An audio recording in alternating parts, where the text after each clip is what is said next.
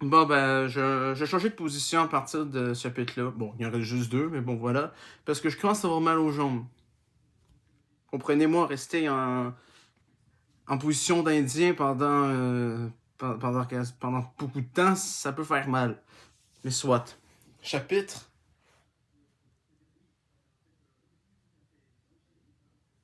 Chapitre 13. Oui, vous avez remarqué, je me suis foutu pieds nus parce que. Ben, c'est chiant de mettre, d'enlever et tout le temps, putain. Bon. Ah. Ce chapitre-là aussi il est pas mal long. Donc. Chapitre 13, donc. XIII. Il revient à lui, et la lointaine clarté des étoiles chavirait dans un lent vertige. Une douleur aiguë le clouait au sol. El disgraciado, le misérable. Je vais mourir. Il essaya de se lever, il retomba sur la face. Je vais mourir sur la grande route comme un chien.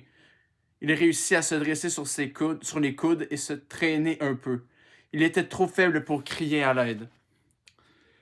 Qui l'aurait entendu dans cette nuit abandonnée au silence et au sommeil?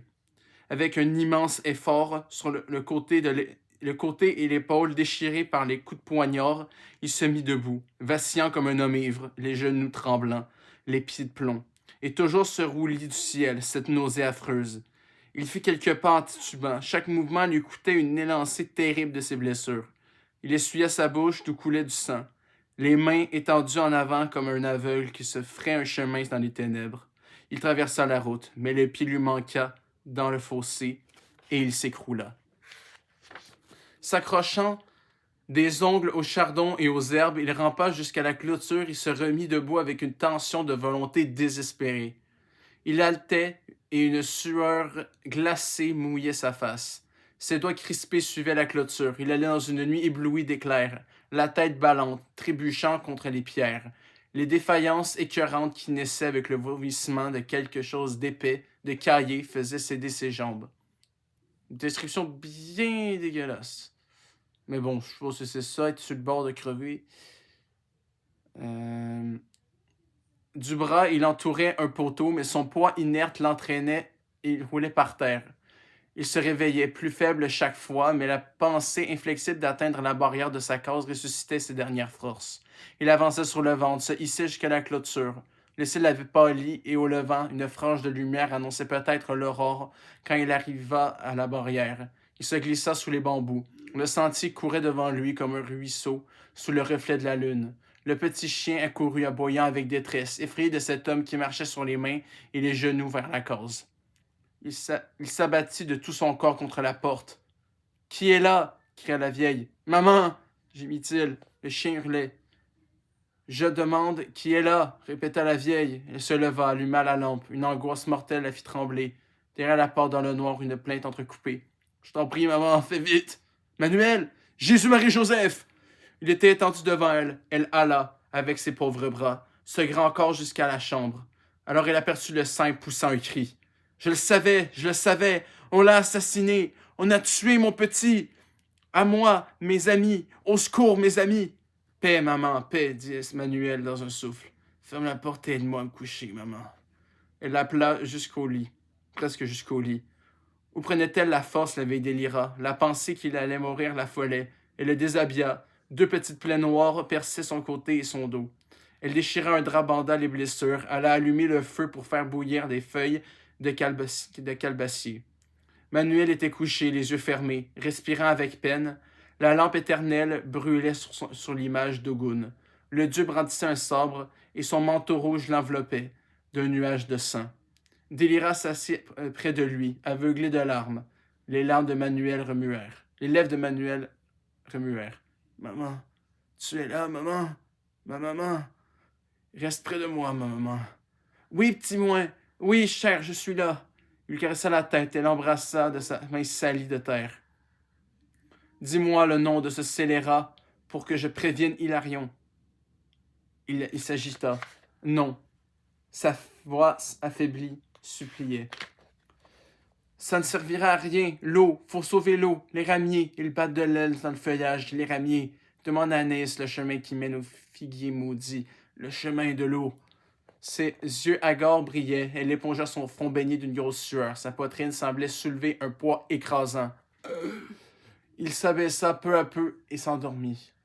Délira n'osait le laisser. Mon Dieu, mes saints, la Vierge, mes anges, t'en prie, t'en prie, t'en prie, faites qu'il vive, parce que s'il meurt, que va faire sur la terre cette vieille Délira, dites-moi? Que va-t-elle faire sur la terre toute seule sans la consolation de son grand âge, sans la récompense de toute la misère qu'elle a endurée pendant son existence? Toi, la maman de Jésus au pied de la croix, ô la Vierge des miracles, je te demande grâce.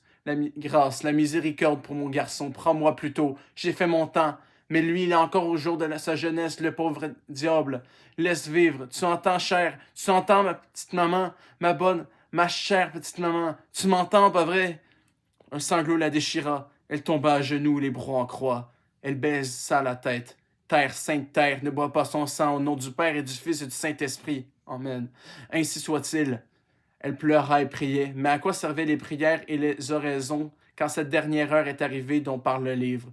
Quand la lune s'éteint et les étoiles s'éteignent à la cire des nuages, cache le soleil et le nègre courageux dit « Je suis fatigué ». Et la négresse arrête de plier le maïs.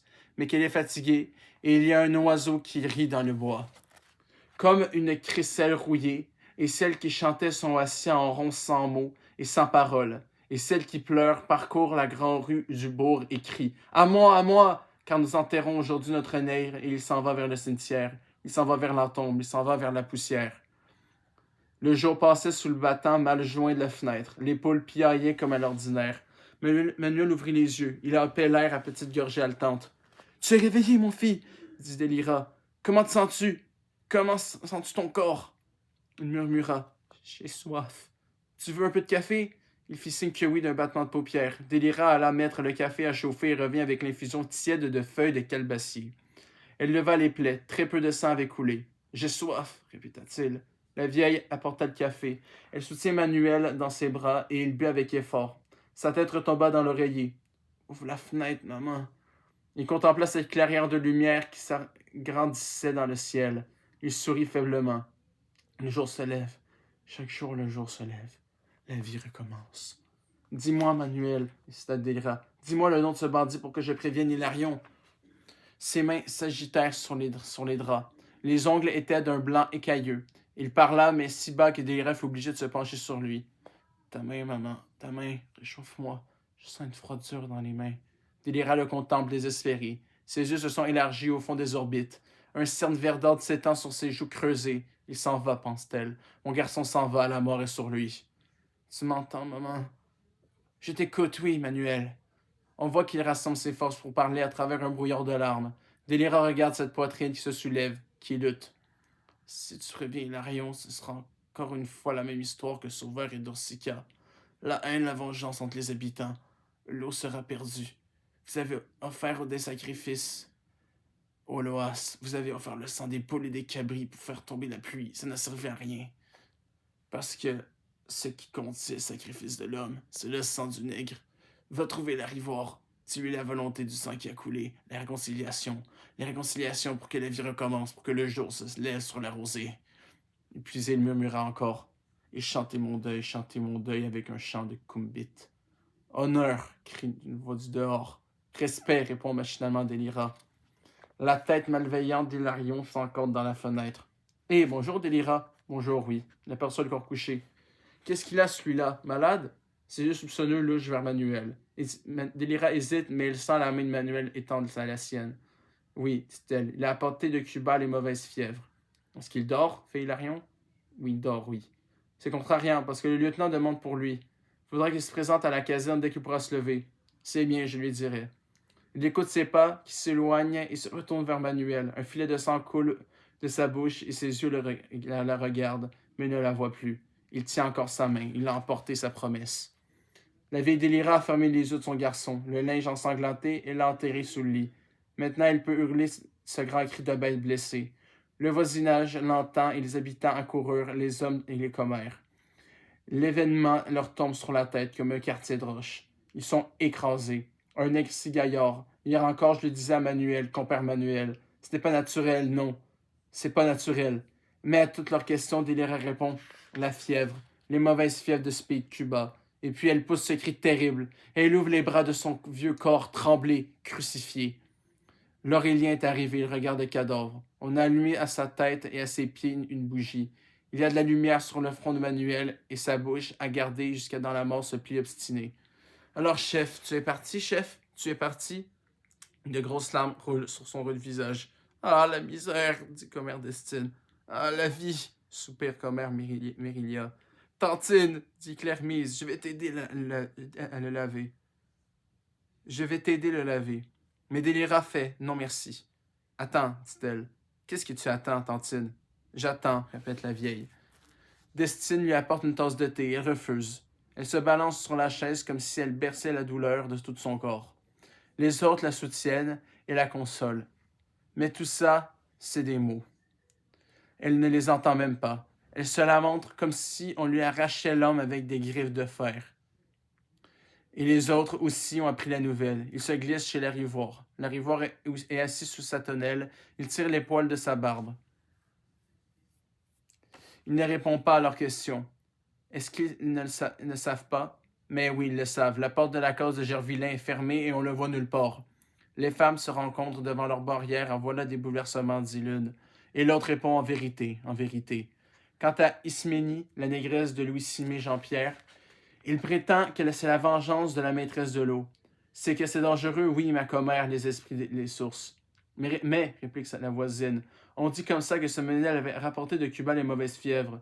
Celui mangeait le sang. On dit. Qu'est-ce qu'on ne dit pas, fait l'incrédule. Hilarion renifle l'air comme un chien qui cherche une piste. Il flaire un mystère, il dépêche son adjoint au renseignement. Mais partout, bouche cousue, ou bien alors la stupeur fait feinte, ni le détour. Tant pis, pense Hilarion, le manuel était un désagrément, un nègre rebelle, et maintenant je pourrais avoir les terres de ces cochons d'habitants. C'est aussi l'opinion de Florentine, la vorace. Le mec qui crève, eux autres pensent qu'elle a la thune. La vie, c'est de la merde. Celle que Délira attendait arrive. Anaïs court presque, elle a perdu la tête. Les gens diront ce qu'ils voudront, ça lui égale. Ils sauront. Eh bien, ils sauront. Et après, Manuel, oh mon frère, mon homme, mon chéri, tu seras la maîtresse de ma cause, avait-il dit.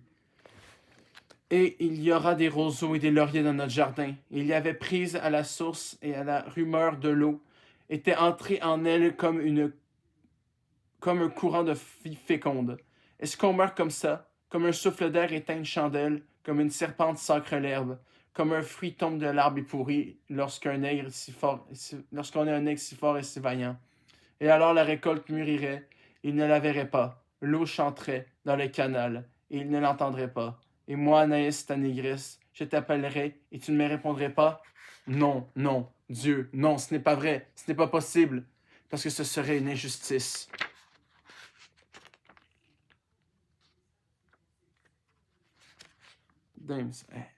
Ce chapitre-là, il va durer longtemps. Ça va probablement être la vidéo la plus longue. Puis on a déjà une vidéo de 31 et de 35 minutes.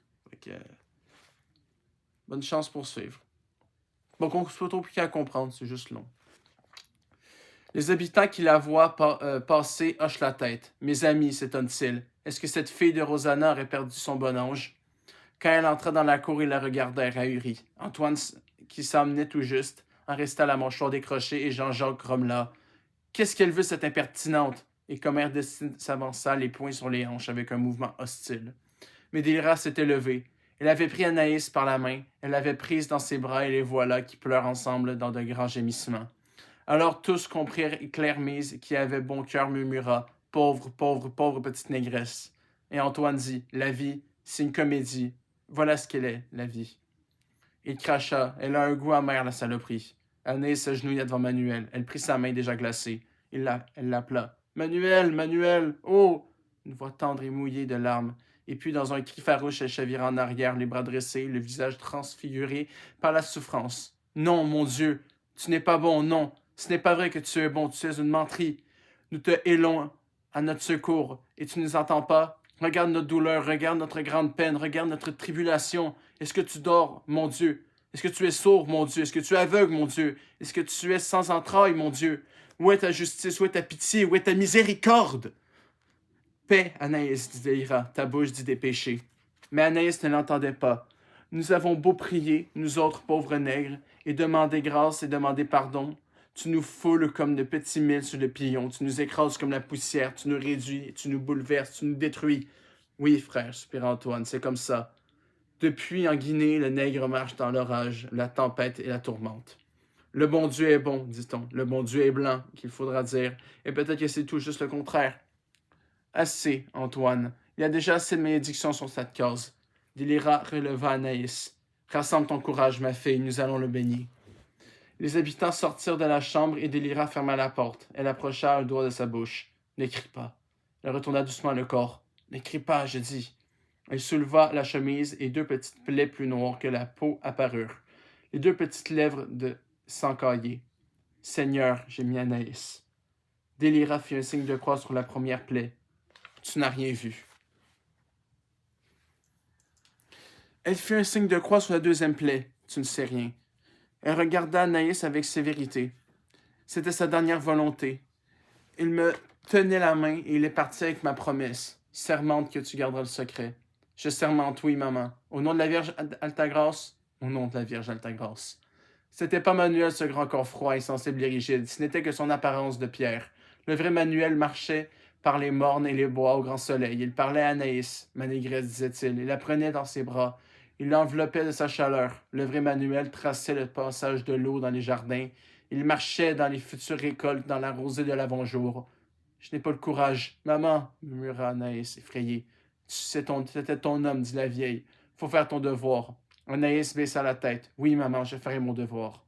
Quand les deux femmes eurent terminé leur funèbre besogne, quand Manuel fut habillé de ses vêtements de rude étoffe bleue, Délira ralluma les bougies. Place sa machette à son côté, dit-elle.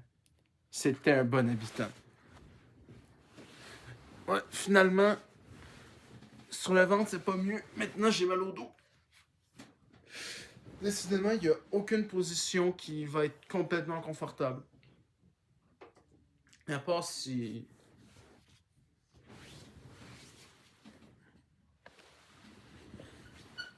Je suis mis sur le côté. On va voir si c'est mieux.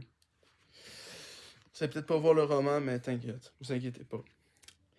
Vers le tard de l'après-midi, Bien-Aimé revient. Il ramenait la génisse qu'il n'avait pas pu vendre. La bête, fourbue, boitait à nouveau.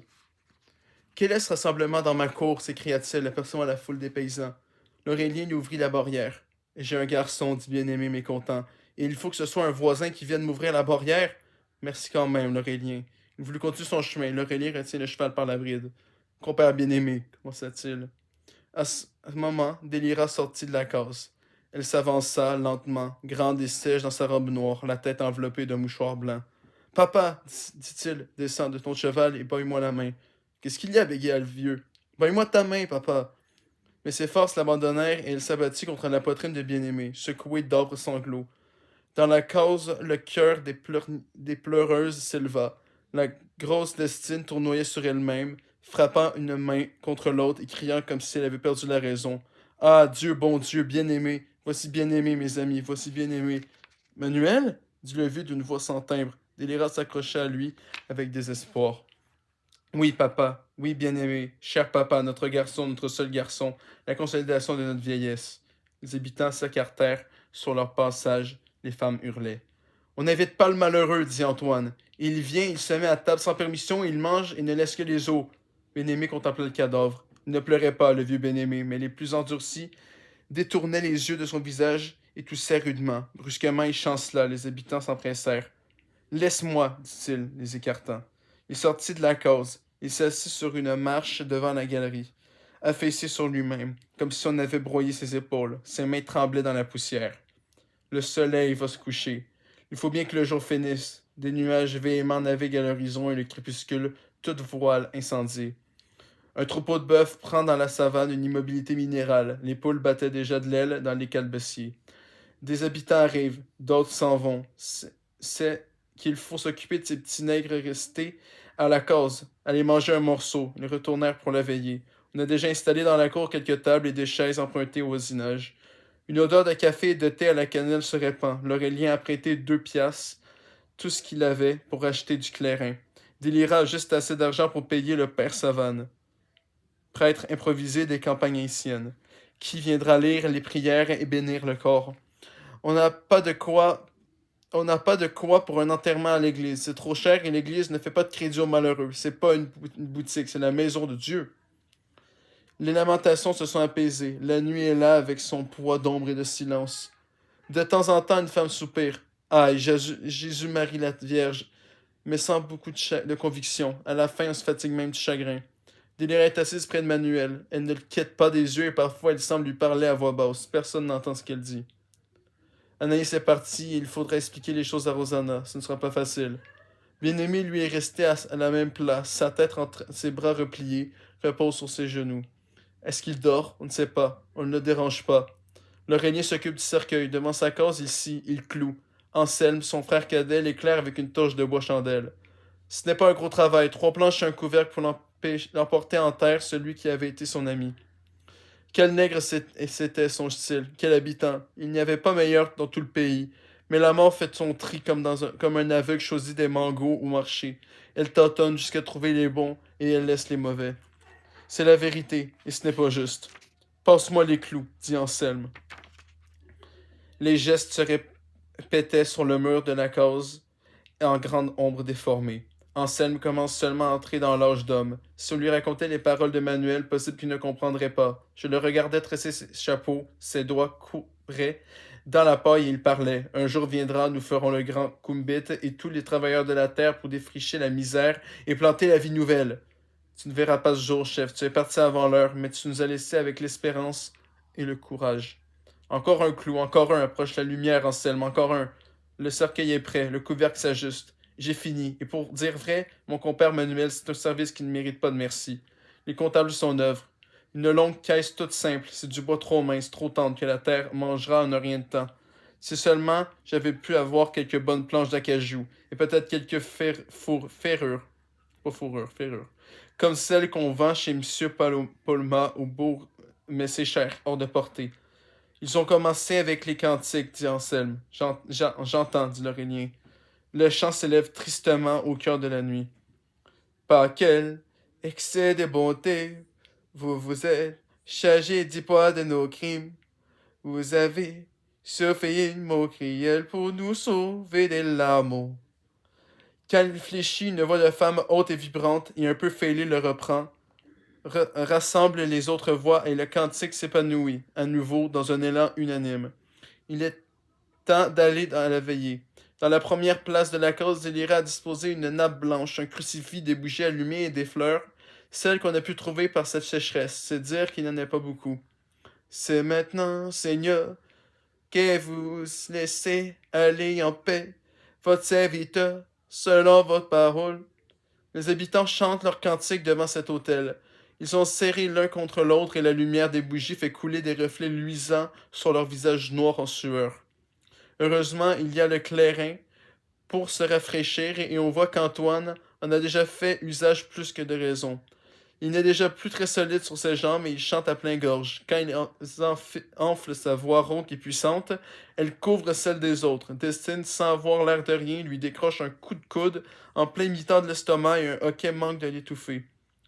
La scandaleuse, fit-il un moment après dans la cour. Elle n'a même pas de respect pour le défunt Manuel. Et sur un ton menaçant, c'est bien, je ferai une chanson sur elle. Que foutre. Mais il se rappela qu'il était à une veillée et il rafala l'énorme obscénité qui lui changeait la langue. Sur chaque table, on a placé un lumignon et ça fait des îlets de lumière sur la cour. Les habitants sont assis autour et jouent au 3-7. Ils tiennent leurs cartes en éventail et ils ont l'air absorbés. Est-ce qu'ils ont déjà oublié Manuel? Oh non, faut pas croire. Seulement nous autres, nous pouvons nous mettre à crier contre les femmes. Les femmes, ça les soulage. Un garçon a plus de courage pour supporter en silence. Tut tut tut. Les hommes, vous pouvez pleurer. On est des humains, nous aussi. J'ai pleuré devant un jeu vidéo et devant un film. Vous pouvez pleurer devant n'importe quoi. Ça fait pas de vous quelqu'un de faible, mais quelqu'un de sensible et d'humain. Et puis c'est la coutume de jouer aux cartes dans les veillées. 9 de carreau, je coupe. Bien-aimé est comme un corps sans âme. Il entre dans la chambre où repose Manuel, le regarde un moment, les yeux vides, éteints. Il va dans la cour, il passe près des tables, on lui parle, il ne répond pas. Délirant à force de prières et de supplications, lui a fait prendre un peu de bouillon. Il a presque tout laissé dans son assiette. C'est un homme enfoudroyé, dit Antoine, il est fini. Anaïs est revenue. Elle a expliqué à Rosanna.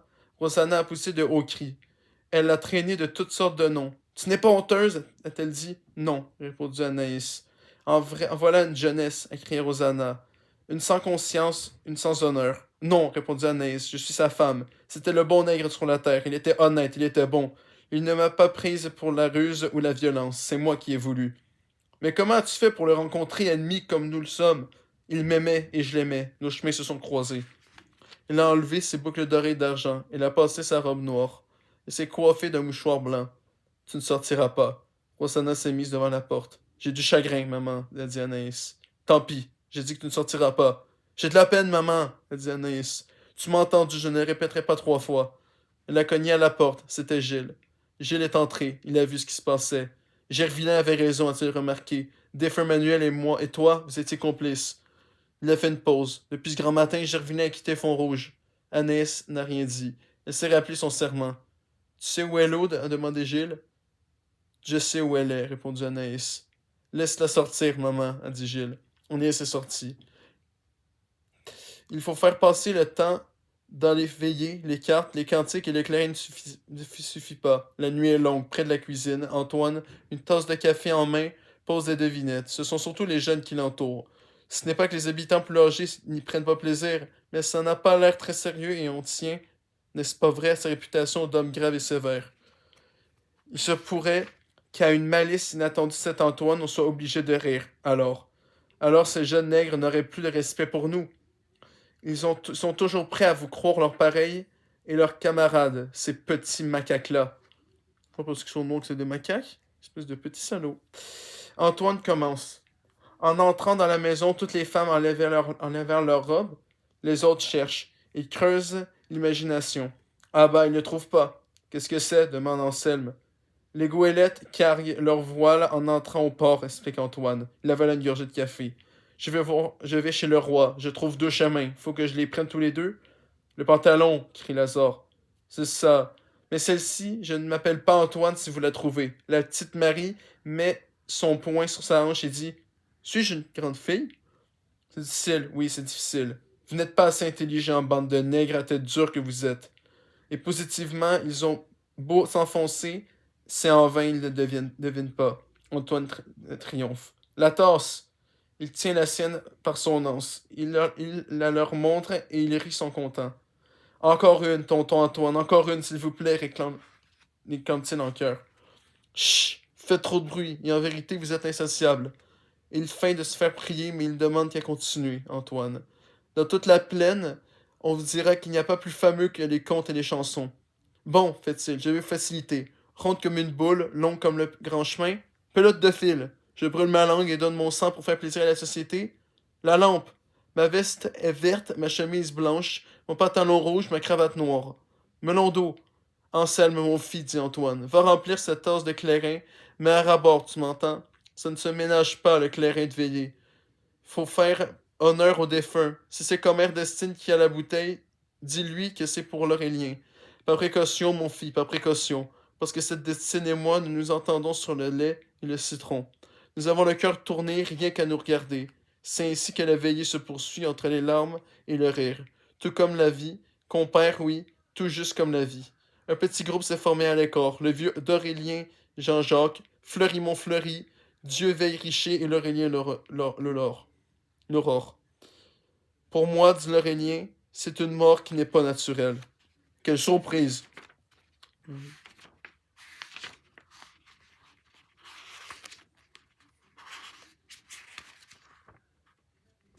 Damn, c'est vraiment long. Hein. Puis je commence à avoir les mains moites et je commence à avoir mal à l'épaule. Mais c'est ça. C'est ce que je pense moi aussi, approuve Fleurimont. L'Aurélien n'est pas de cet avis. Délira dit que c'est les mauvaises fièvres. Si elle le dit, c'est que c'est comme ça. Elle n'aura pas d'intérêt. Il y a des fièvres qui nous rongent, sans en avoir l'air. On est comme un meuble qui paraît bien solide, bien plein, mais les poux de bois se sont déjà mis là-dedans, et si un beau jour ça tombe en poussière. Les poux de bois, c'est les termites. Peut-être, fait Florimond, mais il ne semble pas trop convaincu. Et Dieuville Richer prend la parole. À midi, tu traverses la rivière à pied, sèche, passe à dos, des galets et des roches. Mais la pluie est tombée à la valasse dans les mornes. Et vers l'après-midi, l'eau descend comme une déchaînée et ravage tout sur son passage, l'enragé. C'est comme ça que vient la mort. Sans qu'on s'attende, on ne peut rien contre elle, frère. Par rapport à l'eau du l'Aurélien, savoir si défunt Manuel a confié à quelqu'un où se trouve la source. C'était son ami. Mais il n'y avait pas eu le temps de me montrer l'endroit. Possible que Délira sait? C'est pour sûr cette fille de Rosanna. Parce que ce serait, on ne peut plus de guignon s'il était parti avec le secret. Faudrait battre tout le pays, chercher dans les moindres recoins des mondes et des ravines. Et c'était pas certain qu'on trouverait. On s'est fait de l'espoir, on voyait à l'avance tous ces jardins arrosés. Ce serait dommage. Pour une malchance, ce serait une malchance. Je calculais déjà que je planterais des pois en bordure. Les pois font bon prix alors qu'il est au marché. Les bananes, ça pourrait donner le long du canal. Et moi, dit Dieuville, j'allais essayer des poireaux et des échalotes sur mon morceau de terre. Le vieux d'Aurélien soupira. Comme quoi chaque nègre tira son plan. L'un disait je ferais ci, l'autre disait je ferais ça. Et pendant ce temps, le malheur riait en sourdine. Ils attendaient dans ce détour du chemin qu'on appelle la mort. Ah, c'est que je m'en vais, mes amis, je m'en vais, oui. Je n'ai plus beaucoup de temps devant moi, mais j'aurais aimé voir encore une fois les champs de maïs et les récoltes couvrir les jardins. Marchons au combat, à la gloire! Ils sont endurants, les chanteurs de cantiques, ils ne s'essoufflent pas facilement. La grosse Destine, terrassée par la fatigue, est affalée sur une chaise. Sa tête dodeline est sur ses épaules, ses yeux sont fermés. Elle bat la mesure avec son pied nu et elle chante d'une voix de faussette dolente et endormie. Ah, la laide, murmure Antoine avec une moue de dégoût. La bouteille de clairin est sur une table. Il allonge la main, mais Destine ouvre un œil. Un seul. Mais Fix et Antoine fait semblant de moucher une bougie. Ça gaspille la cire autrement, fait-il. Il se retire, les épaules basses, et jurant entre les dents des choses qu'on ne peut pas répéter. Machon, combat à la gloire. Anton destine, mais cette fois d'une voix claironnante et triomphale qui ranime le cœur comme une nouvelle bûche, rallume un boucan et le cantique s'en va sur l'aile frissonnante de l'aube et les habitants se lèvent tôt à fond rouge, l'entendent. Ah oui, disent-ils, l'enterrement sera aujourd'hui, et ceux qui dorment sous la tonnelle, le front sur la table, se réveillent et réclament du café. Délirant n'a pas quitté Manuel un instant, Anaïs non plus. La pauvre et bien-aimée s'est recroquevillée dans un coin. C'est le dernier cantique, le dernier, car voici le jour avec ses arbres noirs et frileux contre le ciel pâli et les habitants commence à prendre congé. Ils reviendront plus tard, ils disparaissent par les sentiers sous les bailliaondes, et les pintades sauvages descendent des branchages et s'assemblent dans les clairières.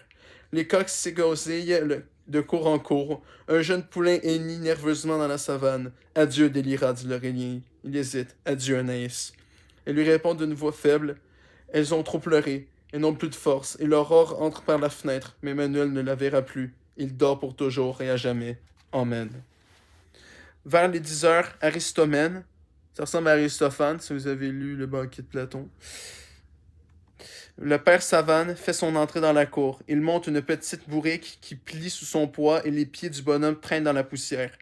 Il est en retard et l'animal est rétif. Aristomène lui enfonce ses talons dans les flancs avec une telle vigueur qu'il le soulève presque à de terre.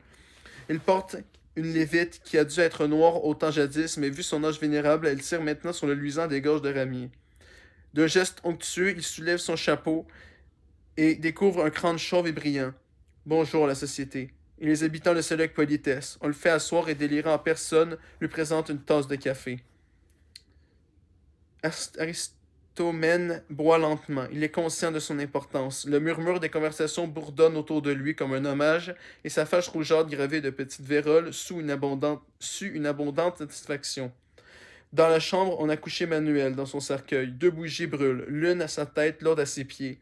Bien-Aimé contemple son fils. Il ne pleure pas, mais sa bouche ne cesse de trembler. Il n'est pas sûr qu'il ait remarqué Anaïs. Les mains d'Anna recouvrent son visage, les larmes ruissellent entre ses doigts, et elle se plaint comme un enfant qui a mal. De temps en temps, une commère, Claire-Mise, Myrilia, Destine, Célina, Irésil ou Georgina, ou une autre, pousse un cri strident et tout aussitôt l'accompagne et le cœur des pleureuses remplit la case de hurlants assourdissants. Hurlements assourdissants. Les hommes, eux, se tiennent dans la cour ou sous la galerie. Ils parlent à voix basse, ils mordent le tuyau de leur pipe. Mais l'Aurélien est dans la chambre mortuaire. Adieu, chef. Je n'aurai jamais plus d'amis comme toi. Adieu, mon frère, adieu, mon camarade. Il s'essuie les yeux du revers de la main. Ce n'est pas l'habitude de voir un aigle pleurer, mais c'est plus fort que lui et il n'a pas honte. Délira est revenu prendre sa place près du cercueil. Elle évente le visage de Manuel avec un de ses chapeaux de paille, qui tressait les après-midi sous la galerie. Elle le protège contre les mouches, des mouches grasses, comme on en voit seulement aux enterrements. Et la flamme remuée de la bougie éclaire le front de Manuel. Il avait de la lumière sur le front, et tu es retourné de Cuba et même la mort ne peut l'effacer. Tu t'en vas dans les ténèbres avec elle. Que cette lumière et ton âme te guident dans la nuit éternelle afin que tu trouves le chemin de ce pays de Guinée où tu reposeras en paix avec les anciens de ta race. Nous allons recommencer, dit Aristodème. Nous allons commencer, dit Aristodème. Il feuillette son livre, il mouille un doigt pour tourner chaque page. Prière pour les défunts. Les femmes tombent à genoux, Délira ouvert ses bras en croix et les yeux levés vers quelque chose que seule elle voit. Du fond de l'abîme, j'ai crié vers vous. Seigneur, Seigneur, écoutez ma voix. Que vos oreilles soient attentives à la voix de ma prière. Maintenant, c'est la vidéo la plus longue. Probablement durer presque 45 minutes. Oui, je sais, c'est long. Désolé, mais je peux pas faire autrement. Par contre, ce que je peux faire autrement, c'est arrêter d'être sur mon putain de bras parce que j'ai vraiment mal.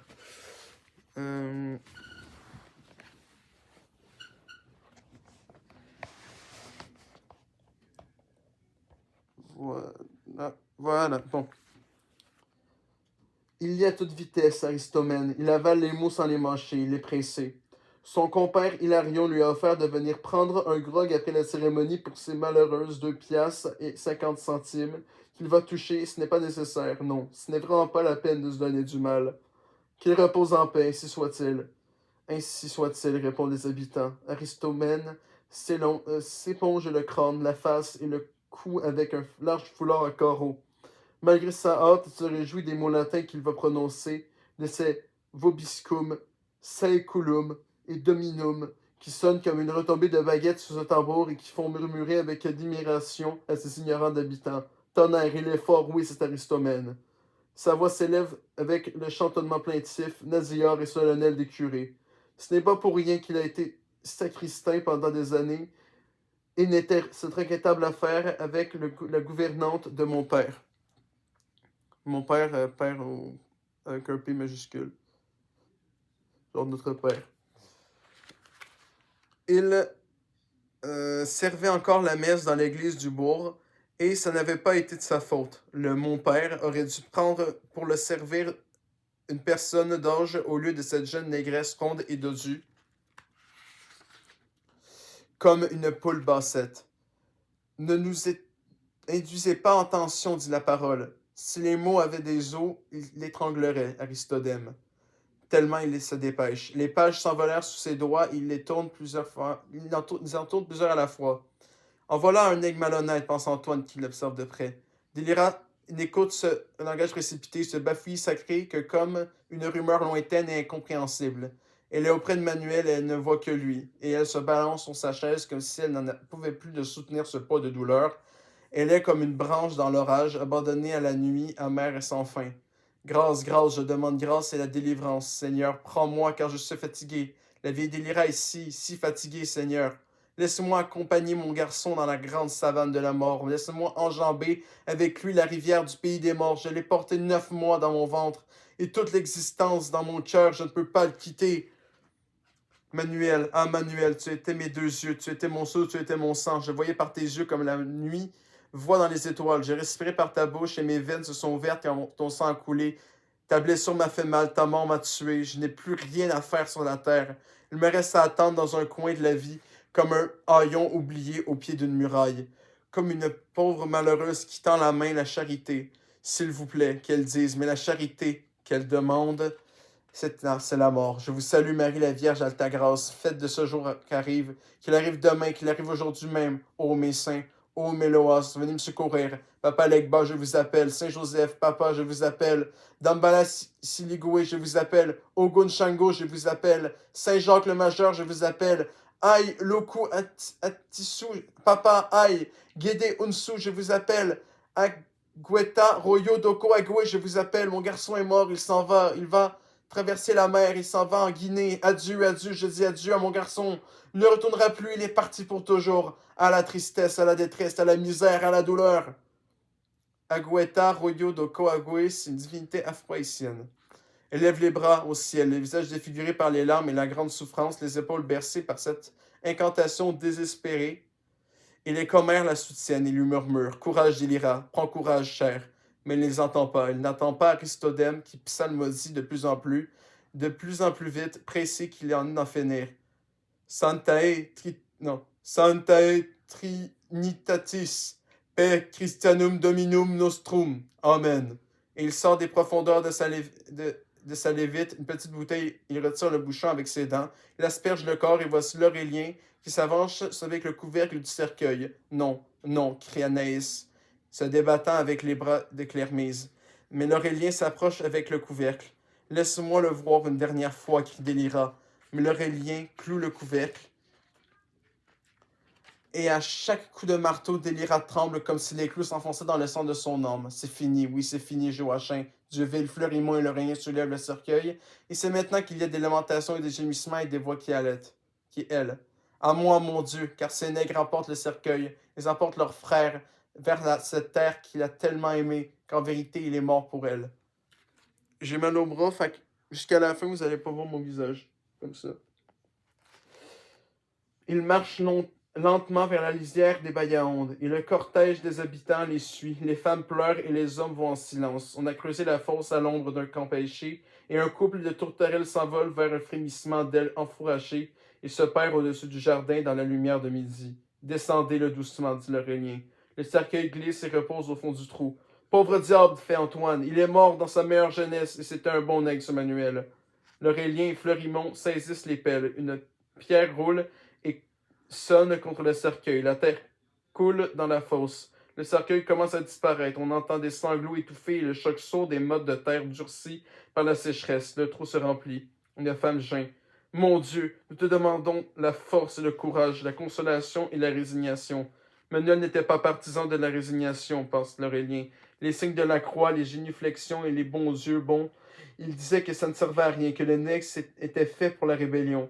Et te voilà mort maintenant, chef, mort et enterré. Mais tes paroles, nous ne les oublierons pas. Ici un chemin sur le chemin de cette dure existence, la fatigue, nous tente avec des à quoi bon et des c'est pas la peine, nous entendrons ta voix et nous reprendrons courage. L'Aurélien, ensuite de sa voix la sueur, essuie de sa main la sueur qui lui couvre la face. Il s'appuie des deux mains sur le manche de la pelle, la fosse est comblée. Eh bien, c'est fini, dit Antoine. Le repos pour toi, frère Manuel, dans l'éternité des éternités. Dans l'éternité, répondent les autres. Le cercle des habitants se rompt. On retourne à la case dire au revoir à Délira et bien-aimé. Et puis, avec ce grand soleil, on a eu soif. On va prendre un petit quelque chose. Ça ne peut faire que du bien. Un dernier verre, duc de Clérin. N'est-ce pas, voisin? Mais l'Aurélien est resté. Il dresse un monticule de terre au-dessus de la fosse. Il l'entoure de grosses pierres.